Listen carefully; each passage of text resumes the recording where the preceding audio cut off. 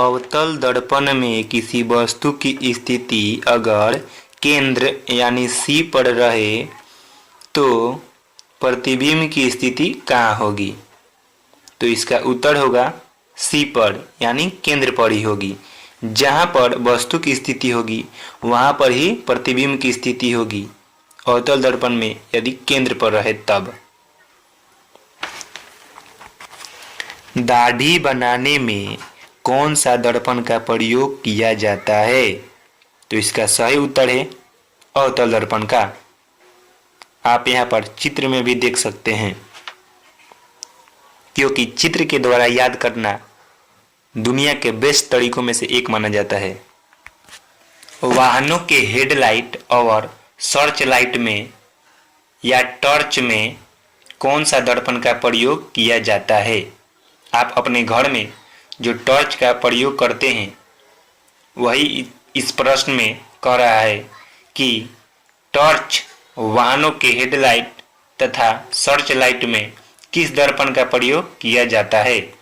तो इसका सही उत्तर होगा अवतल दर्पण का। रोगियों के नाक, कान, गले, दांत आदि की जांच में किस दर्पण का प्रयोग किया जाता है? तो इसका सही उत्तर होगा अवतल दर्पण का। आप यहाँ पर चित्र में भी देख सकते हैं।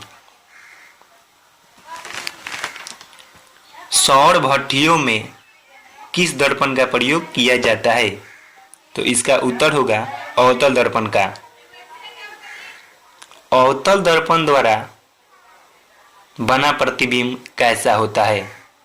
तो इसका उत्तर होगा अवतल दर्पण द्वारा बना प्रतिबिंब वास्तविक, उल्टा तथा बड़ा होता है। उत्तल दर्पण द्वारा बना प्रतिबिंब कैसा होता है? आभासी, सीधा और छोटा होता है। वाहनों में साइड मिरर के रूप में अर्थात पीछे देखने के रूप में किस दर्पण का प्रयोग किया जाता है? तो इसका उत्तर होगा उत्तल दर्पण का। निर्वात में प्रकाश की चाल कितनी होती है? तो इसका उत्तर होगा 3 × 10⁸ मीटर प्रति सेकेंड।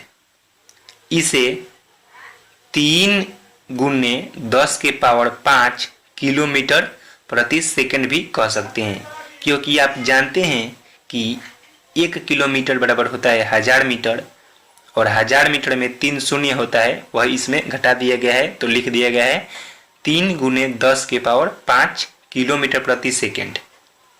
तो निर्वात में प्रकाश की चाल कितनी होती है देख सकते हैं। जल में प्रकाश की चाल कितनी होती है? 2.25 × 10⁸ मीटर प्रति सेकेंड। प्रकाश के परावर्तन के कितने नियम हैं? तो आप जानते हैं कि प्रकाश के परावर्तन के 2 नियम हैं।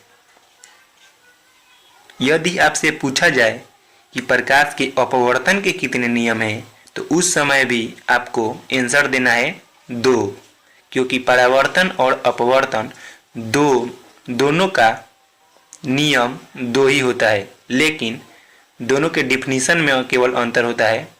जब हम सब्जेक्टिव पढ़ाएंगे तो बता देंगे।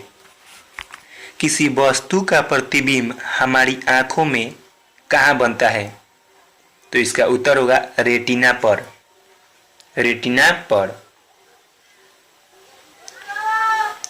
यदि किसी वस्तु की प्रतिबिंब रेटिना पर बनता है तो कैसा होता है, मतलब प्रतिबिंब कैसा होता है?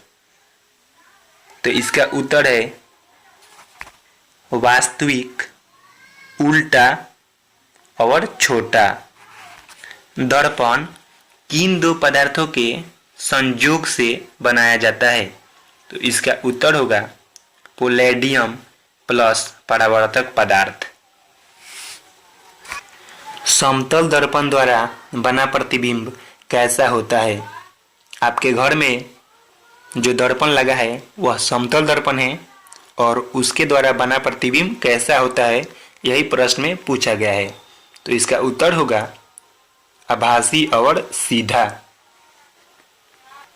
फोकस और वक्रता त्रिज्या में क्या संबंध है, तो इसका उत्तर होगा F बराबर R बटा 2। F बराबर R बटा 2।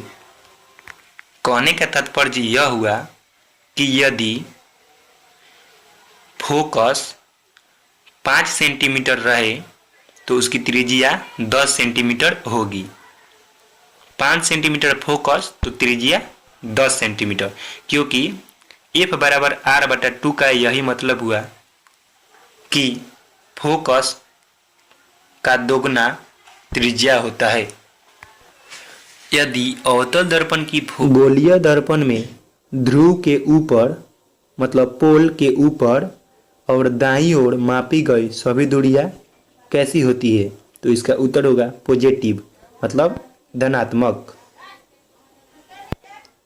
यही आपसे पूछ दिया जाए कि गोलीय दर्पण में ध्रुव के नीचे अथवा बाईं ओर मापी गई दूरियां कैसी होती है, तो उस समय आप बोलेंगे निगेटिव ऋणात्मक।